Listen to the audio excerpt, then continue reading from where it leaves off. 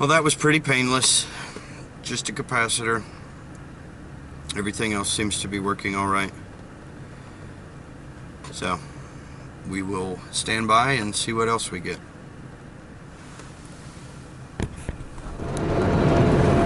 All right, so we've got a call from Mr. Malosh from Project Malosh. A customer of his had a gas leak, and the gas company came out and shut off the gas meter, locked it out, and requires that the piping or whatever the leakage is be repaired. And then once the repair is done, the system needs to be pressure tested to confirm that there are no leaks left, and then they will turn the gas meter back on. So we're headed up that way to see what's going on, get our eyes on it, see if we can resolve that issue, and we'll try to take you along for the ride.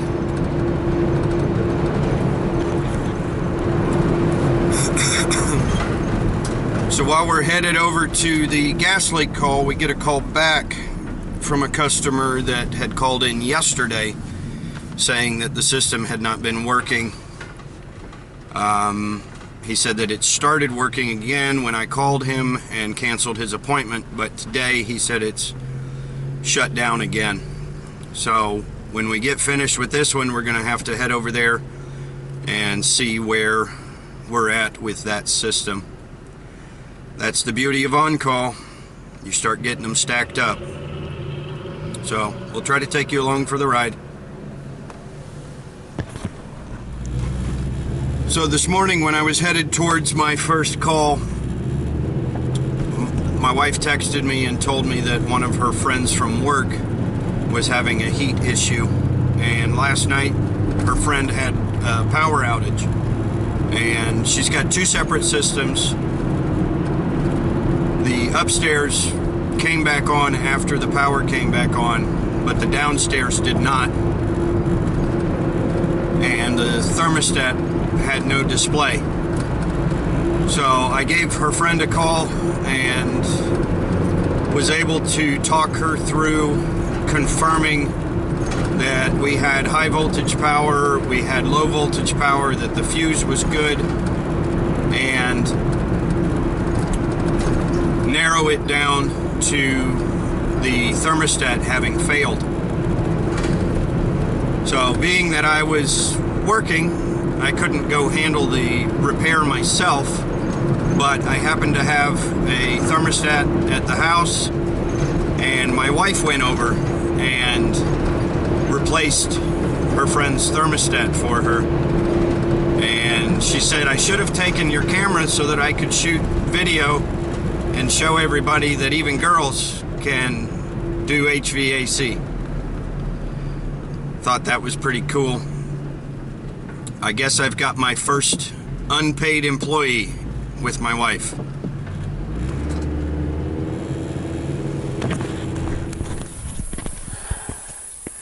We're leaking like a sieve.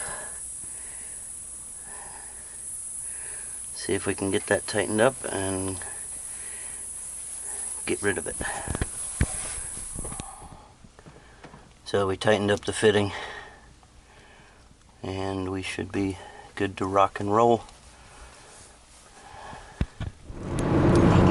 Well, the gas leak was fairly straightforward.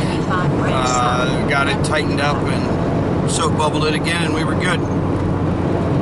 We are headed over to check out the system that had been tripping a limit. And I've actually been here before, and it was tripping the heat exchanger limit on a gas pack, and the customer was using a washable filter. While I was testing the system initially, it would, every few minutes, trip the high limit. So I pulled the washable filter out of the return grill, and it ran the rest of the time that I tested with no issues. I don't remember if I got a temperature split on it at that point, but I did do combustion analysis and my stack temperature was not excessive. So I guess we've been back since.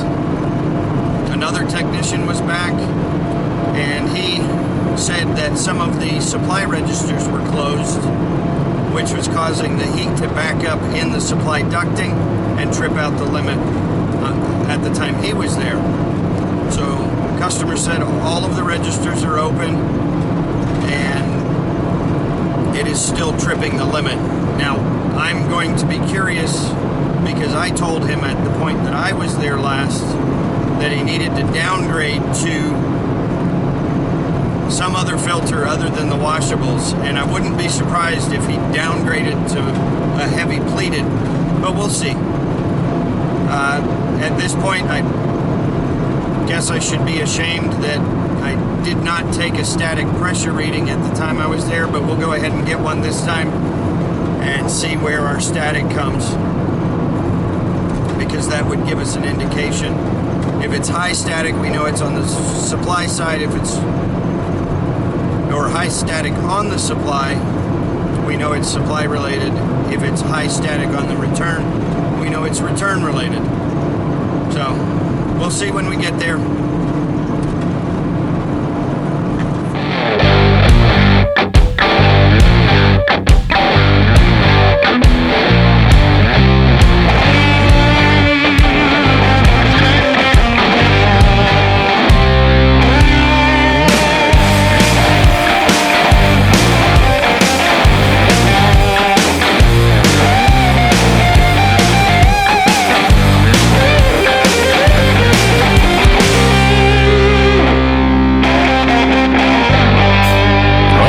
Witch's moon, shadows creeping round,